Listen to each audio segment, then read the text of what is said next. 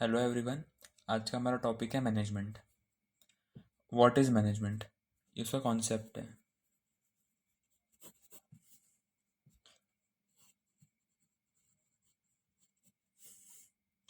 Process of getting things done with aim of achieving organisational goal effectively and efficiently.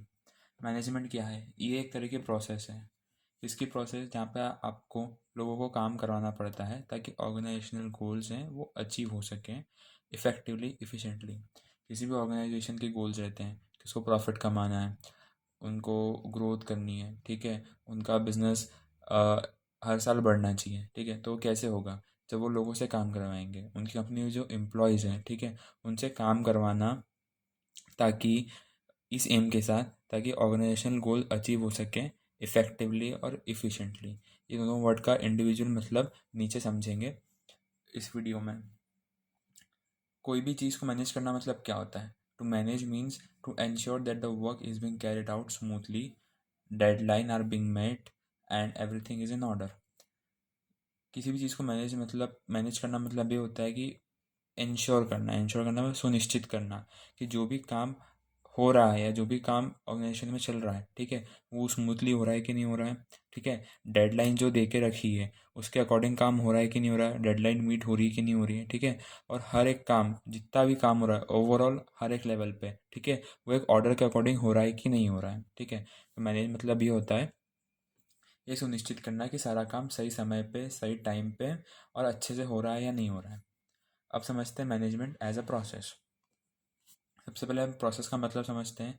Activity which involves series of step to be perform in set order known as a process. Process मतलब क्या होता है? एक तरह की activity जिसमें series of steps involve, कुछ steps हैं, स्टेप्स की सीरीज हैं, ठीक है, कुछ स्टेप्स की उनकी बहुत सारी सीरीज हैं, उनको परफॉर्म करना पड़ता है एक सेट ऑर्डर में, उसको बोलते हैं process. Series of interrelated and interdependence but a separate function. Management as a process समझे तो किसकी सीरीज है? प्रोसेस मतलब हो गया सीरीज ऑफ स्टेप्स, ठीक है, किसके? Inter related and interdependent but a separate function. ऐसे फंक्शंस जो कि इंटर रिलेटेड है, इंटरडिपेंडेंट है, बट सेपरेट है वो फंक्शन, मतलब अपने आप में एक अलग काम करते हैं, ठीक है। तो वो होता है मैनेजमेंट एज अ प्रोसेस। तो कौन कौन से फंक्शंस हैं? Planning, organising, staffing, directing and controlling. ये जो 5 फंक्शंस हैं ये मैनेजमेंट के फंक्शंस हैं, ठीक है। और इसको एज अ प्रोसेस समझने के लिए क्या दिया हुआ है? Series of interrelated and interdependent but a separate functions. ये जो planning, organising, staffing, directing and controlling यानी POSDC, ठीक है। जो POSDC है वो एक दूसरे से रिलेटेड भी है, ठीक है, एक दूसरे के ऊपर डिपेंडेंट भी है, बट वो अपना एक सेपरेट फंक्शन काम करती है। फॉर एग्जांपल, अगर आप प्लानिंग नहीं करोगे तो ऑर्गेनाइजिंग किस चीज़ की करोगे? बिना प्लानिंग के आप ऑर्गेनाइजिंग कर ही नहीं सकते हो, ठीक है। फॉर एग्जांपल स्टाफिंग, अगर आपका स्टाफ ही नहीं होगा तो आप डायरेक्ट किसको करोगे? तो ये एक दूसरे से रिलेटेड तो है, इंटरडिपेंडेंट भी है, बट इनका अपने आप में एक अलग प्रोसेस है, एक अलग फंक्शन है, पूरा पूरा सेपरेट फंक्शन है। फॉर एग्जांपल स्टाफिंग की एक पूरी प्रोसेस होती है, रिक्रूटमेंट एंड सिलेक्शन प्रोसेस, ठीक है। ऑर्गेनाइजिंग करने की भी स्टेप्स होती हैं, ठीक है। डायरेक्ट करना, कंट्रोल करना, ये सब अपने आप में एक अलग अलग ही प्रोसेस है पूरा। तो ये एक दूसरे से इंटर रिलेटेड और इंटरडिपेंडेंट भी है, और साथ साथ में ये अपने आप में एक सेपरेट फंक्शन भी करती है। अब समझते हैं एफिशिएंसी और इफेक्टिवनेस का मतलब, ठीक है। तो सबसे पहला है efficiency, doing things right to ensure optimum utilisation of resources to reduce cost, ठीक है। डूइंग थिंग्स राइट, सही चीज़ करना, ठीक है। सही चीज़ करना मतलब आप ऑर्गेनाइजेशन में काम कर रहे हो तो वहाँ का आप कॉस्ट नहीं बढ़ा सकते किसी भी चीज़ का। आपको ये पॉसिबिलिटी, मतलब आपको ये कोशिश करनी ही है, पॉसिबल करना ही है कि ऑप्टिमम यूटिलाइजेशन ऑफ रिसोर्स हो सके ताकि कॉस्ट कम हो। कॉस्ट कम करने के लिए आपको जितने भी रिसोर्सेज अवेलेबल हैं, वो ह्यूमन रिसोर्स हो, फाइनेंशियल रिसोर्सेज हो, या किसी भी टाइप के रिसोर्सेज हो, उसको आपको ऑप्टिमम यूटिलाइजेशन करना है ताकि उसकी जो कॉस्ट है, ओवरऑल कॉस्ट है बिजनेस की या किसी प्रोडक्ट की या हर लेवल पे, तो उसकी जो कॉस्ट है वो रिड्यूस हो सके। फिर आता है effectiveness, doing right things. Effectiveness मतलब होता है सही चीज़ करना, और एफिशिएंसी मतलब होता है चीज़ों को सही तरीके से करना। Doing right things, taking right decision and action in every situation to achieve the target. Organisation में कोई ना कोई गोल्स रहते हैं, कोई ना कोई टारगेट होता है, उन टारगेट को अचीव करने के लिए आपको हर सिचुएशन में सही डिसीजन और सही एक्शन लेना है हर सिचुएशन में, ताकि जो आपका टारगेट है, आपका जो टारगेट है वो अचीव हो सके, आपका जो गोल है, आपका जो एम है वो अचीव हो सके। इसके बाद आते हैं types of objective of management. ठीक है, हर मैनेजमेंट के, हर कंपनी के कुछ ना कुछ ऑब्जेक्टिव्स होते हैं। वो किन टाइप्स के ऑब्जेक्टिव हो सकते हैं? ठीक है, ये सारे ऑब्जेक्टिव सब जो पॉइंट्स हैं ना यहाँ पे, ये सारे ऑब्जेक्टिव्स हैं, बट किन टाइप्स के होते हैं वो पढ़ेंगे, और ये उनके सब टाइप्स हैं। पहला हो गया ऑर्गेनाइजेशनल ऑर्गेनाइजेशनल ऑब्जेक्टिव। ठीक है, तो किसी भी ऑर्गेनाइजेशन का ऑब्जेक्टिव क्या होगा कि वो सर्वाइव कर पाए। अगर ये सर्वाइव ऑर्गेनाइजेशन सर्वाइव कर पाई तो फिर वो ग्रोथ पे स्विच करेगी, और ग्रोथ होगी तो फिर प्रॉफिट पे स्विच हो जाएगा उनका। ठीक है, सर्वाइवल मतलब आपको इतना पैसा तो एटलीस्ट ऑर्गेनाइजेशन कमा के दे, आपके एम्प्लॉयज़। ठीक है, आपके ऑर्गेनाइजेशन में इतनी अर्निंग तो हो कि जितने भी एम्प्लॉयज़ हैं उनकी सैलरी और जितना भी खर्चा है, जो भी कॉस्ट पड़ रही, एटलीस्ट आपको उतनी इनकम तो होनी चाहिए। वो आता है सर्वाइवल के अंदर।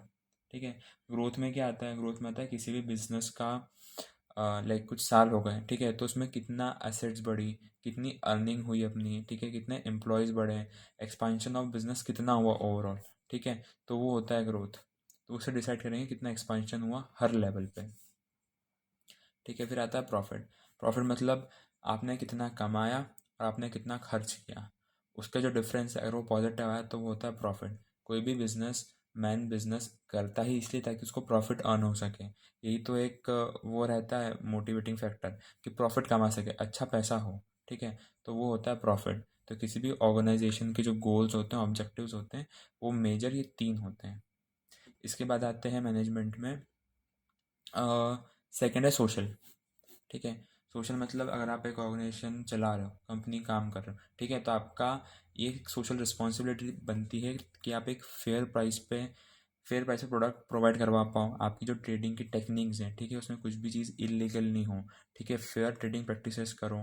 कोई भी चीज़ एनवायरनमेंट को अफेक्ट नहीं होनी चाहिए, इको फ्रेंडली होना चाहिए। जैसे कुछ भी आप प्रोडक्ट बना रहे हो या कोई भी चीज़ प्रोड्यूस कर रहे हो, ठीक है, उससे एनवायरनमेंट को अफेक्ट पड़ता है, एयर पोल्यूशन हो रहा है, नॉइस पोल्यूशन हो रहा है, या इलीगल तरीके से आप काम कर रहे हो, आप कोई भी चीज़ छुपा रहे हो उस प्रोडक्ट के बारे में, कि उसके हेल्थ बेनिफिट्स बैड भी हो सकते हैं, उसके इफेक्ट बैड भी हो सकते हैं किसी प्रोडक्ट के, वो अगर आप छुपा रहे हो तो ऐसा भी नहीं होना चाहिए, और क्वालिटी उसकी सही होनी चाहिए।